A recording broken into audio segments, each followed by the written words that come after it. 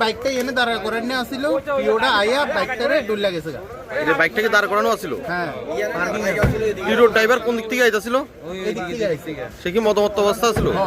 কতক্ষণে ঘটনাটা হয়েছে? 5 মিনিট আর 5 মিনিট আগে। এটা কোন জায়গা? এটা 9:10 জেনাস ক্লাবের সামনে।